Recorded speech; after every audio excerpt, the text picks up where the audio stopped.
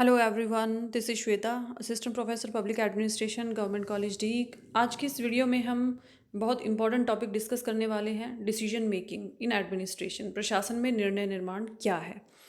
प्रशासन के स्टूडेंट्स के लिए आवश्यक भी हो जाता है कि वो डिसीजन मेकिंग के प्रोसेस को जाने, क्योंकि प्रशासन क्या है, निर्णय लेने की जगह है। प्रशासन प्रशासन में हर पल हर समय निर्णय ही लिए जाते हैं, वो जन नीतियों को इम्प्लीमेंट करने के बारे में हो या फिर नीति निर्माण के बारे में हो, तो निर्णय लेना ही प्रशासन है, ये कई विद्वानों ने भी कहा है।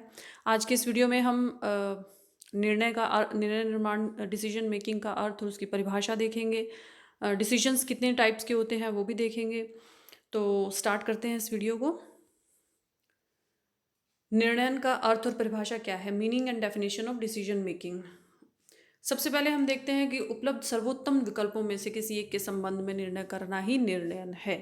हम सिंपली देखते हैं डिसीजन मेकिंग क्या है, यानी जो हमारे पास ऑल्टरनेटिव्स हैं। अगर कोई समस्या है, पहले तो किसी मूलतः जो निर्णय लेना है वो समस्या या किसी विषय पर उसका समाधान निकालने के लिए निर्णय लिया जाता है। यानी जो हमारे पास तमाम विकल्प मौजूद होते हैं, ऑल्टरनेटिव्स, उनमें से किसी एक का चुनाव करना ही निर्णय लेना होता है।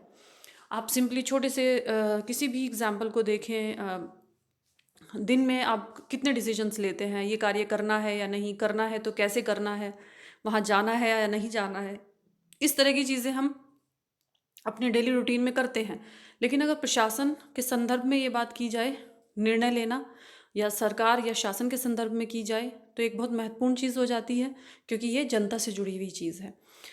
निर्णय निर्माण जो है वो जॉर्ज आर टेरी ने क्या कहा, उसको हम देखते हैं। निर्णय किसी एक कसौटी पर आधारित दो या दो से अधिक संभावित विकल्पों में से एक का चुनाव है। ये परिभाषा क्या कहती है, किसी कसौटी पर आधारित, यानी जो दो या दो से अधिक संभावित विकल्प हैं वो किसी कसौटी पर देखे जाते हैं। उस कसौटी पर कौन सा विकल्प खरा उतर रहा है, उनमें से किसी एक का चुनाव करना ही निर्णय लेना है, यानी डिसीजन लेना है।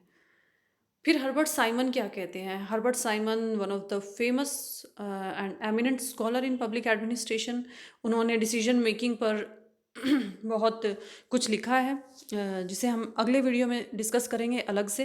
अब इनकी डेफिनेशन देखते हैं। निर्णय के बारे में क्या दी। निर्णय की प्रक्रिया मोटे तौर पर चुनाव को संकीर्ण करने की तकनीक है।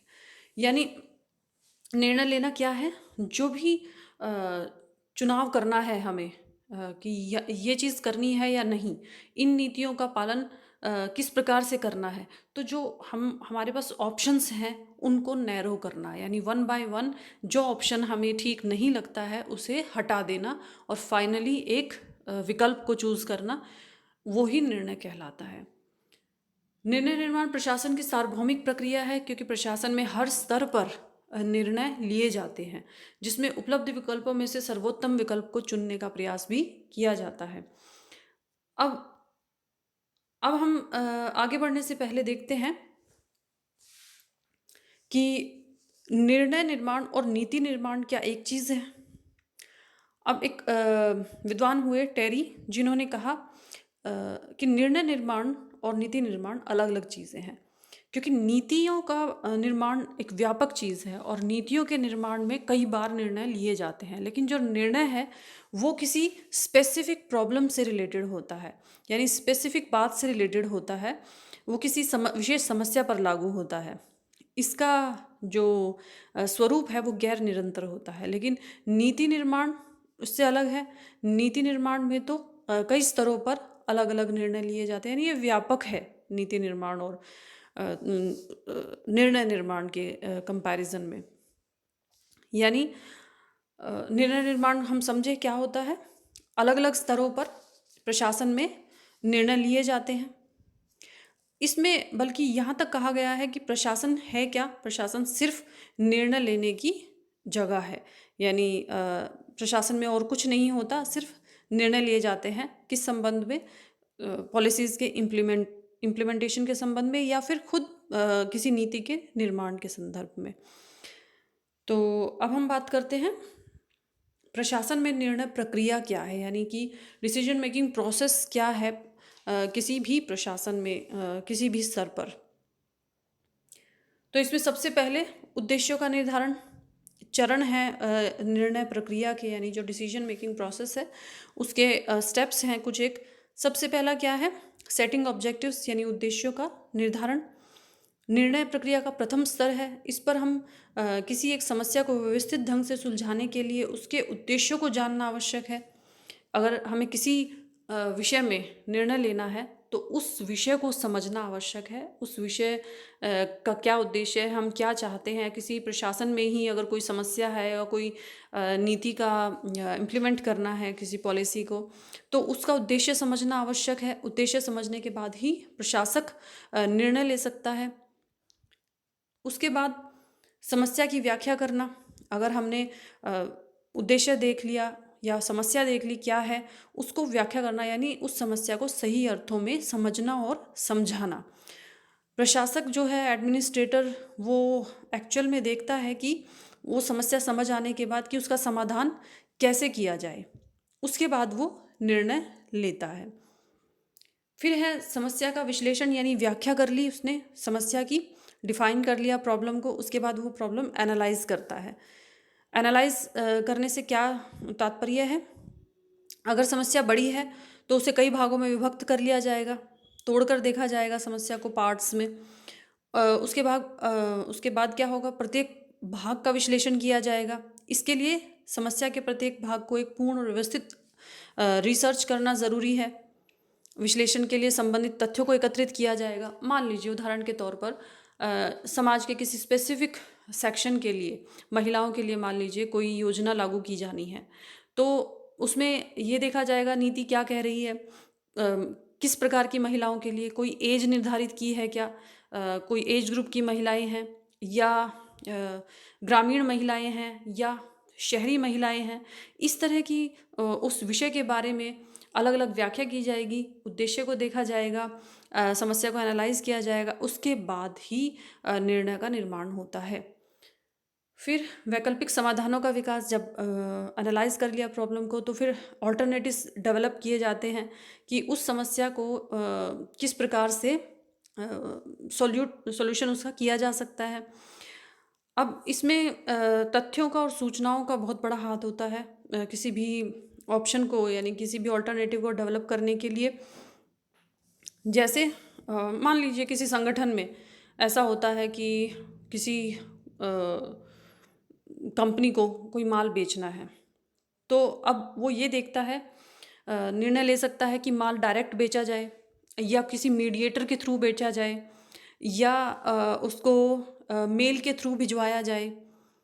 तो वैकल्प ढूंढे जाते हैं, यानी कि उस समस्या या विषय से संबंधित ऑल्टरनेटिव को देखा जाता है, और जो ऑल्टरनेटिव सर्वोत्तम होता है उसी का चुनाव किया जाता है। यानी कंपनी देखती है या प्रशासन ये देखता है कि इस तरह से उस उद्देश्य की प्राप्ति अच्छे ढंग से की जा सकती है, तो वो उसी विकल्प को चुनता है।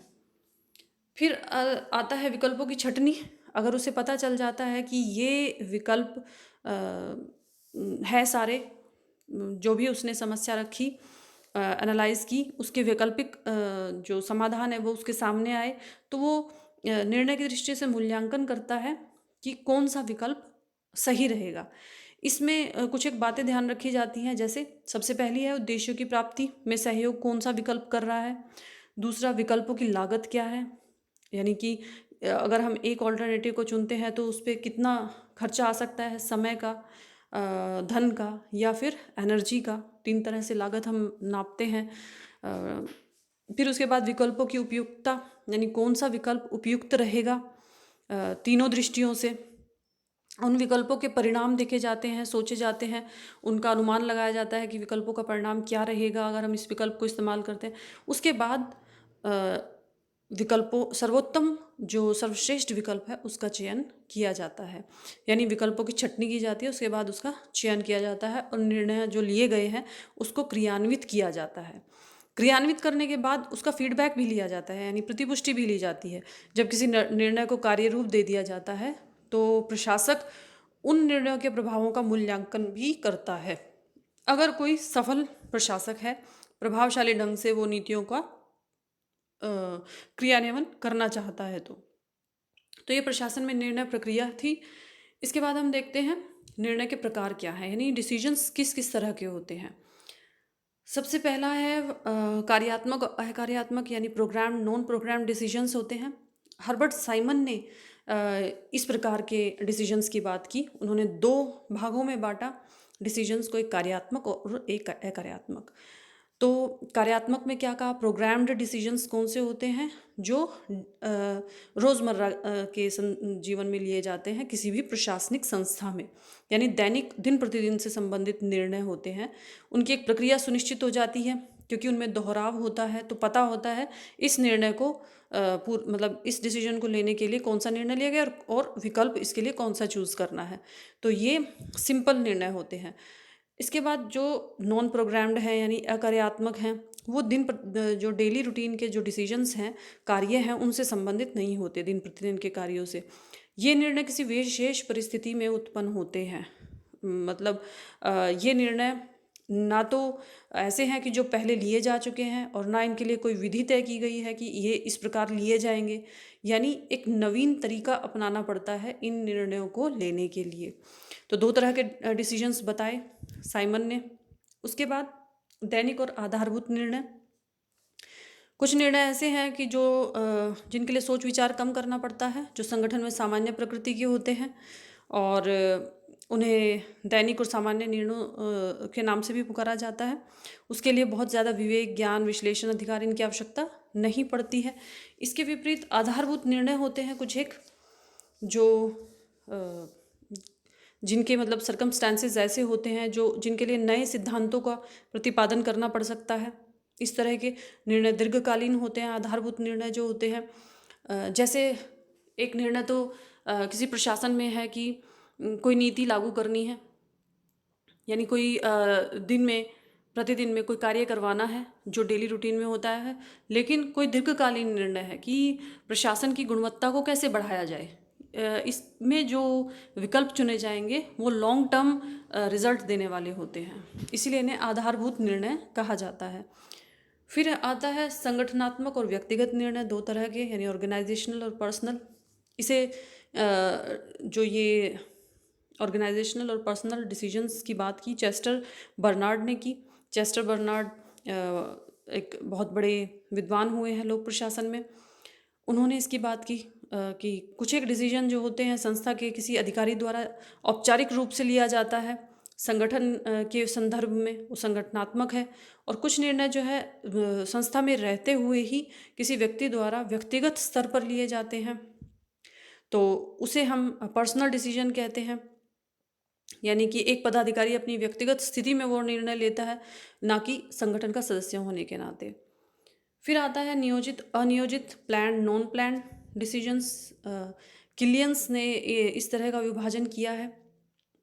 तो ये निर्णय, नियोजित निर्णय जो होते हैं वो तथ्यों पर आधारित होते हैं, प्लान्ड, और इनमें साइंटिफिक मेथड्स यूज़ होता है। लेकिन जो नॉन प्लान डिसीजंस होते हैं वो सरलतापूर्वक नहीं लिए जाते, उनके लिए रिसर्च करनी पड़ती है क्योंकि ये निर्णय नए अवसर पर लिए जाते हैं।